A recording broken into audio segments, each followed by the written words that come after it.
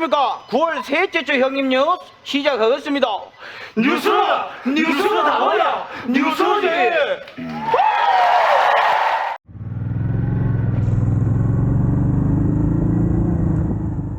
식사들 하셨습니까? 오늘 인트로는 강성몽 버전으로 해봤습니다. 이게 원래 원조는 두사부일체라는 영화의 정준호가 원조이기도 하죠. 근데 깡패의 어감과 개그맨의 어감이 달라서 저는 강성범 쪽을 카피했다고 하는 것이 정확합니다. 2020년 12월 12일 장작패기 2탄부터 사용을 했는데요. 원래는 이게 진지 드셔슈 라고 하는 것이 충청도 표준말입니다. 근데 이게 좀 반말 같기도 하고 좀 너무 건방져 보이기도 하고 해서 고민을 하다가 발음하기도 편하고 많이 알려진 코미디 프로를 모디파이해서 친근하게 느껴지게 하려고 시작했는데 이 인간이 정치 유튜버로 뜨기 시작하면서 약간을 오해를 불러일으키는 상황이 돼버렸습니다. 하여간 어쨌든 여러분들이 재밌는 요소로 받아주셔서 저는 성공한 캐릭터라고 생각을 하기 때문에 계속 사용을 하고 있습니다. 며칠 전 올린 로얄 엔필드 영상으로 댓글이 핫했죠. 이런 논란을 예상하고 영상을 올리기 전에 시나리오를 몇몇 분에게 사전 검토를 받았습니다. 오토바이를 좋아하는 분도 있고 전혀 아닌 분도 있었는데 로우 데이터가 있어서 크게 문제는 안 될 것으로 결론이 나와서 올린 영상이었는데 로얄 엔필드를 만족하며 타시는 분도 계시고 반대로 실망하고 기변하신 분들도 계시다고 하니 댓글이 많이 뜨거웠죠. 제가 한 이야기의 요점은 첫 번째가 추구하는 방향성이 다르다였습니다. 스타일, 레트로 감성, 디자인으로 선택하시고 약간의 성능을 포기한다면 충분한 가치가 있다. 다만 미들급 성능을 우선시한다면 반드시 후회한다라는 게 요점이었습니다. 이 말을 편집할 때 결론으로 넣을까 말까 하다가 넣지 않았더니 조금 더 기름을 부어버린 결과가 되었습니다. 로얄 엔필드를 만족하며 타시는 분들에게 그 점 죄송하게 생각합니다. 두 번째로 지적하고 싶은 사항은 기흥 인터내셔널의 장사 속을 비판하고 싶었습니다. 가지나 보급된 지 얼마 안 돼서 사설 정비를 받을 수도 없는 이 시점에 그걸 이용해서 정비비 폭리를 취하고 있다는 점입니다. 오토바이도 현지 가격보다 엄청나게 비싸게 파는 것도 모자라서 하는 짓이 그래서 더욱 지적하고 싶었습니다. 셋째, 많은 유튜버 리뷰어들이 얼마 전 인도의 내에서 판공초 여행을 협찬을 받았죠. 현지에서 여행을 하면서 빨고 국내에 들어와서 또 빨고 그냥 난리도 아니었죠. 저처럼 성능으로 타는 오토바이가 아니라는 것을 거기 다녀온 리뷰어 어느 누구도 한 명도 지적하지 않았고 빠따감이 나온다, 이 정도면 충분한 미들급 성능이다, 성능이 죽인다, 마감이 좋다, 인도 오토바이도 탈만하다, 이게 키워드였는지는 모르겠지만은 거의 동일한 컨셉으로 리뷰를 했죠.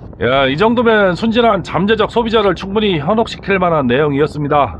그것을 지적하고 싶었습니다. 옛말에 똥인지 된장인지 찍어 먹어봐야 아냐라는 말이 있습니다. 리뷰어는 대신 찍어 먹어보고 말해주는 사람입니다. 그런데 똥냄새가 심하게 나는데도 불구하고 된장 같은데요 라고 하면은 과연 올바른 것인가에 대한 의문을 항상 가지고 있습니다. 진짜 된장이라도 똥냄새가 나는 된장은 사람이 먹을 만한 된장이 아니란 거죠. 양념으로서 가치가 없는 된장입니다. 그런데도 그걸 숨기는 리뷰어가 대부분이죠. 안 그러면 못 먹고 사니까 인정을 합니다. 입 바른 소리 몇 마디 하고 인도에 초대도 못 받은 리뷰어도 상당히 있는 걸로 알고 있습니다. 그래도 양심까지 팔면서 그렇게 먹고 살고 싶지는 않았습니다. 그렇다고 제가 인도에 초청 받지 못해서 삐져서 그러는 거 아닙니다. 여권도 작년에 만료돼서 오라고 해도 귀찮아서 안 갑니다. 또 얻어먹으면 빨아야 하는데 양심상 그렇게 못하는 성격이라 또 안 했을 겁니다. 더군다나 영상에서 가급적이면 같은 말을 반복하지 않으려고 시나리오를 구성을 하는데 전편 빠따간 편은 같은 말을 두 번씩이나 했습니다. 로얄 엔필드 선택은 성능이 아니라 레트로한 디자인과 감성으로 타는 오토바이라는 것을 강조를 했죠. 또 이 말과 또 선택은 본인이 취향으로 한다는 말도 반복을 했죠. 이렇게 시나리오를 작성하는 것은 다시 한번 강조하는 효과를 주기 위해서 그랬습니다만은 오해나 곡해를 하시는 분도 있었습니다. 반대로 공감하시는 분도 많았고요. 그렇습니다. 저는 정확한 정보와 데이터를 전달해서 잘못된 정보로 잘못된 선택을 하시는 분이 없기를 바라는 마음에서 그랬다고 생각해 주시면 감사하겠습니다. 하여간 제 생각은 그랬습니다. 편집이 촉박하기도 하고 유튜브상 자세히 올려도 대충 스킵으로 보는 분들이 많아서 제가 원하는 방향이 아닌 다른 쪽으로 오해를 불러일으킨 점은 저희 논리력과 실력, 설득력이 딸려서라고 생각하기 때문에 시청자를 원망하거나 그러지는 않습니다. 다만 로얄 엔필드를 즐겁게 타시는 라이더에게 죄송할 뿐입니다. 전 영상에 대한 소회는 이 정도로 마무리하겠습니다. 오늘 이야기는 진동, 오토바이 용어로 고동감에 관한 이야기입니다. 고동감은 진동 플러스 배기음이라고 진즉에 말씀을 드렸고, 배기음에 관한 이야기는 몇 차례에 걸쳐서 말씀드린 적이 있습니다. 아마 진동에 관한 연구는 어느 제조사나 엔진을 개발한다면 안 할 수 없는 연구이고, 실제로 엔진 진동 저감에 많은 노력을 하고 있습니다. 누구는 엔진 진동을 유발하기 위해 연구한다고 하는데 그거는 잘못된 정보라고 저는 감히 말씀을 드립니다. 고동감이라는 것에 목숨을 건 할리도 엔진 진동을 줄이기 위해 엄청 많은 노력을 하고 있습니다. 실제 엔진 형식이 바뀌면서 진동도 엄청 줄었고, 크랑크 형상 그리고 피스톤 형상 등 많은 부분과 엔진 상부의 밸브 기구, 로커암, 푸시로드 등 계속 수정을 해서 지금의 미러키 엔진은 거의 과거의 에볼루션이나 트윈캠보다 진동이 엄청 줄었습니다. 에버와 트윈캠은 제가 둘 다 타봐서 어느 정도는 알고 있습니다. 그리고 배기음에 관한 연구도 실제 많은 메이커가 진행하고 있는데, 그 중에서 가장 대표적인 회사가 야마하입니다. 야마하는 악기 회사 산하에 배기음 연구소가 있다고 들었습니다. 특히 도요타 F1 엔진과 LFA라는 스포츠카 개발에 깊이 관여해서 야마하가 엔진과 배기음을 만들어주다시피 한 것으로 알고 있습니다. 특히 혼다와 야마하는 경쟁하는 관계인데도 불구하고 80년대 맥라렌의 엔진을 공급해서 안톤 세나와 알랭 프로스트가 F1을 평정할 때도 야마하가 많이 관여한 것으로 알고 있습니다. 이렇게 진동과 배기음은 오토바이에서 뗄래야 뗄 수 없는 관계로 인해서 많은 연구를 하고 있죠. 사실 오토바이 라이더 중에는 배기음을 듣는 즐거움으로 오토바이를 타시는 분이 꽤나 많다고 생각을 합니다. 저 또한 한때 그랬고요. 지금도 그 갈증에 시달리고 있는 상황이죠. 오토바이가 저속으로 달리다가 엔진으로 연료가 훅 하고 들어가면은 그 토크가 막 살아나면서 내는 그 빠다당 하는 엔진 배기음과 스로틀을 훅 감았다 풀었을 때 나는 후저음은 사람을 좀 미치게 하는 면이 있습니다. 아시다시피 저는 미라즈 60을 타고 있어서 그런 소리까지는 안 납니다. 저는 개인적으로 스즈키 V형 2기통과 두카티 배기음을 솔직히 별로 제 체형에는 맞지는 않습니다. 뭐라고 표현하기는 그런데 약간의 빈깡통 소리가 섞인 스즈키 배기음과 두카티 부등간격 배기음이 섞인 건시 크러치 찰찰거리는 잡소리가 저는 그렇게 마음에는 안 듭니다. 다행인지는 몰라도 제 오토바이를 수리한 그 병신이라고 얘기하면 안 되죠. 실력 없는 정비사가 내각수 임펠러 나사만 빼먹은 것이 아니라 배기구 오링도 다 빼먹어서 현재 엔진과 배기구 연결부에 오링이 없는 상태라 그쪽으로 공기가 유입되어서 배기구 후적이 아주 그냥 쩔게 나옵니다. 스포츠카 후적처럼 빠바박 그러죠. 그렇다고 튜닝 머플러처럼 배기 소리가 큰 것은 아닌데, 순정 머플러에서 나오는 저만 들릴 정도의 후적이 그나마 마음에 들어서 만족하고 타고 다니고 있습니다. 배기음을 내는 요소편에서 말씀드렸다시피 배기음은 엔진의 피스톤 움직임에 많은 영향을 받죠. 0도냐 180도냐 270도냐 부등간격이냐 그런 것이 배기음에 끼치는 영향이 아주 큽니다. 특히 배기음을 좋아하는 할리 독특한 피스톤 움직임은 정말 할리만의 아이덴티티가 있는 말굽 소리를 냅니다. 그 말굽 소리의 원천은 처음 만든 1909년에 V-트윈에서 최근 개발된 레볼루션 맥스 1250까지, 그리고 최신의 CVO 엔진인 스크림이글 135까지 피스톤 움직임이나 플라이휠 움직임의 일관성에서 나온다고 알고 있습니다. 할리 엔진 작동 원리를 한번 보실까요? 실물 움직임입니다.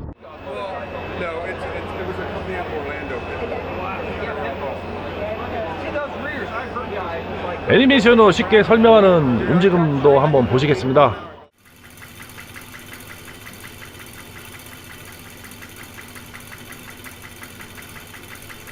할리 엔진은 일관되게 앞 실린더와 뒷 실린더 위치가 동일선상에 있죠. 그래서 커넥팅 로드가 같은 위치의 플라이휠에 자리 잡고 있습니다. 그래서 폭발 시점도 두구당 하는 실린더 폭발을 하기 때문에 말굽 소리가 납니다.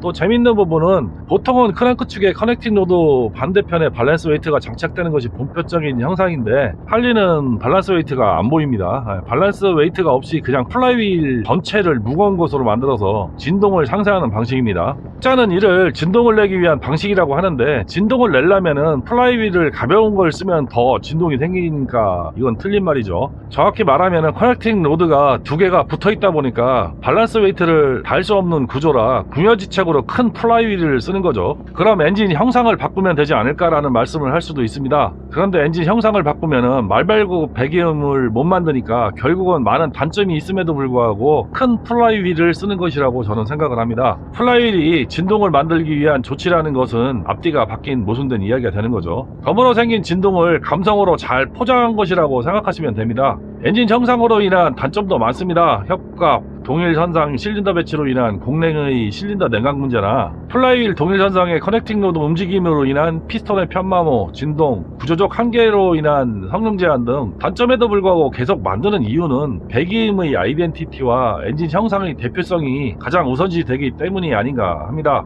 기술의 발전으로 많이 개선되어 공랭의 한계를 극복하기 위해서 D실린더가 정차 시에는 연료 공급을 차단한다거나 엔진 오일을 냉각하기 위해서 냉각팬을 설치해서 성능적인 면과 단점을 많이 개선하고 있는 중이죠. 하지만 구조적인 특성으로 인해서 진동은 아직도 조금은 남아있는데 이를 감성으로 잘 포장해서 할리하면 진동과 배기음을 합한 고동감이란 표현으로 잘 포장하고 있습니다. 대단한 마케팅 성과라고 저는 생각을 합니다. 일반적인 V형 2기통은 앞뒤 실린더가 약간이라도 교차해 있죠. 위에서 보면은 앞쪽은 왼쪽에 뒤쪽은 오른쪽이라든가 아니면 반대로 그렇게 배치가 되어 있는데, 이렇게 배치를 해서 커넥팅 로드가 플라이휠의 교차로 배치되게 해서 서로 간섭이 없게 만들어서 고속 RPM이 적응력이나 진동 상태를 더 적절히 할 수 있는 구조로 만들다 보니까 그렇습니다. 이처럼 많은 단점에도 불구하고 그런 불합리한 구조를 고집하는 이유는 고객의 요구 때문이죠. 에볼루션 카브 엔진에서 전자식 트윈캠으로 넘어오면서 진동과 배기음이 달라져서 난리 난 적이 있었죠. 1920년대 대공황에는 잔디깎기 엔진을 만들어 연명할 때도 있었고, 60년대는 일본산 고성능 싼 가격의 오토바이에 밀려서 정말 할리가 망할 뻔한 순간에는 우유나 신문 배달차를 만들어 팔고 심지어 소형 물놀이 보트도 만들던 어려운 시기가 있었습니다. 결국은 1969년에 AMF로 팔려 넘어간 일은 많이들 아실 겁니다. 이때 인디언도 없어졌다 이름만 살아서 팔려 다니다가 현대 인디언이 됐습니다만은, 그러다 83년에 호그 할리 오너스 그룹이죠. 이를 만들면서 2010년도까지 성공을 하다가 코로나 사태 한 번 더 없어질 뻔하다 살아났죠. 할리가 살아난 것은 한국 소비자의 역할도 엄청 컸다고 저는 생각을 합니다. 한국 할리가 아마도 매출 성장률 1위를 했을 겁니다. 아마 그 당시에는. 진동은 샤시 영향도 있을 겁니다. 확실히 소재에 따른 진동 흡수나 공진 영향이 있을 듯 하고요. 중요한 프레임 형상도 영향이 클 것으로 생각을 합니다. 소재는 강철이냐, 알루미늄, 마그네슘, 티타네이어, 카본 프레임도 나오고 있습니다. 프레임 형태는 할리나 인디언 등 아메리칸들이 많이 채용하는 크레들 프레임이 있습니다. 아마도 할리나 많은 크루저가 크레들 프레임을 채용하는 이유가 있을 겁니다. 할리는 처음부터 쭉 그냥 싱글 크레들, 더블 크레들 프레임을 써왔으며, 심지어는 디쇼버가 없는 삼각차대도 사용하기도 했습니다. 삼각차대에 정말 승차감 그지같죠. 디쇼버가 없는 형태의 안장에 스프링이 장착돼 나왔었는데, 한번 얻어 타본 이후로는 한참 동안 두통에 시달려서 다시는 안 쳐다보게 되는 그런 오토바이였던 걸로 기억합니다. 요즘은 그 삼각차대를 응용한 모노쇼크를 달고 나오는 할리가 다시 만들어지고 있는데, 들리는 이야기로는 승차감이 딱딱하다는 이야기가 있습니다. 그 외에도 언더본, 백본, 다이아몬드, 티본, 트러스트, 스트레이트 프레임 등 제작사마다 고유의 프레임을 사용하고 있습니다. 아마도 제작사가 추구하는 제작 방향과 오토바이 성격이나 용도에 따라서 프레임을 제작하다 보니 회사마다 특징적인 프레임을 적용하는 것이 아닌가 합니다. 또 진동은 오토바이 정비 상태에 따라 많이 발생할 수도 있습니다. 밸브 간격에서 오는 진동, 로커함, 크랭크로드, 피스톤 마모에 의한 유격에서 오는 진동도 있고요.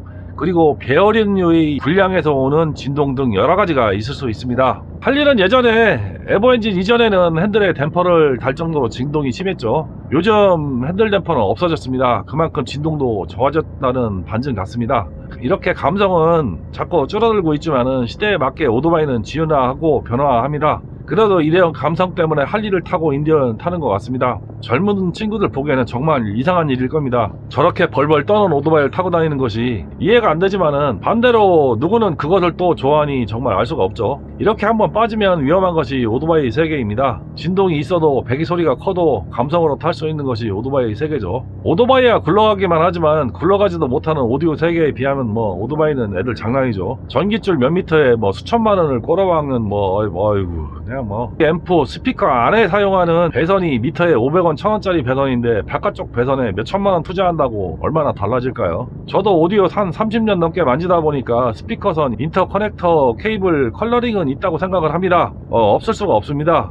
하지만 음색 컬러링이 바뀌는 것이지 소리 품질이 바뀌는 것은 아니거든요. 오토바이도 마찬가지입니다. 다들 추구하는 방향성이 있습니다. 가오를 중시하는 분도 있고 메이커에 집착하는 분도 있고 성능에 집착하는 라이더들도 분명히 있습니다. 또 아주 실용적인 라이딩을 즐기는 분들도 정말 많습니다. 담배 사러 편의점 갈 때도 타고 가끔은 날 좋으면은 차 대신 오토바이로 출근하는 분도 계시고 교통체증과 차량의 운영비, 연료비를 아끼려고 오토바이를 타는 분도 있습니다. 또 오토바이로 벌어먹고 사는 배달 라이더들도 있죠. 다 같은 라이더입니다. 저놈은 나보다 싸고 옵션도 오토바이 타니까 나보다 못한 놈이다. 내가 더 비싼 오토바이 타니까 내가 더 나은 놈이다. 라는 인식이 정말 틀딱도 아니고 꼰대 노인네 같은 생각이죠. 그런데 아직도 그런 마인드로 라이딩하는 분들이 많은 것 같아서 조금 안타깝습니다. 제가 미라주 650 타고 다니면은 그런 눈초리를 보시는 분들이 가끔 있습니다. 미라주가 할리랑 다니네. 그거 국산인데 잘 나가요? 할리인 줄 알았네? 라고 쑥덕거리는 것도 압니다. 그냥 그렇죠. 누가 그럽니다. 밭 한마디만 팔면 용인 매장은 좀 그렇고 대전 할리 매장에 있는 할리 다 살 수 있는데 왜 그러고 다니냐. 안 하는 이유는 할리는 사면 감가상각도 있고 그러지만은 땅은 썩지도 감가상각도 없이 해마다 평당 50만원 100만원씩 올라가기 때문에 실행을 안 하는 거죠. 본인이 취향과 형편에 맞게 타는 겁니다. 저는 현재로서는 미라주에 만족하죠. 다만 장구장 때문에 좀 시달려서 그렇지만, 그리고 좀 법규는 좀 지키시며 타셨으면 하는 생각이 좀 있습니다. 중앙선 침범이나 1차선 주행만이 법규를 어기는 것은 아니죠. 배기음, 파박이 불법 튜닝, 차간주행, 칼치기, 신호위반, 과속 이런 거, 이것은 정말 좀 지킵시다. 유튜브를 봐도 파박이 켜고 막 부다닥거리면서 다니는 것이 뭐가 멋있는지 자랑스럽게 올려놓은 거 보면 참 그렇습니다.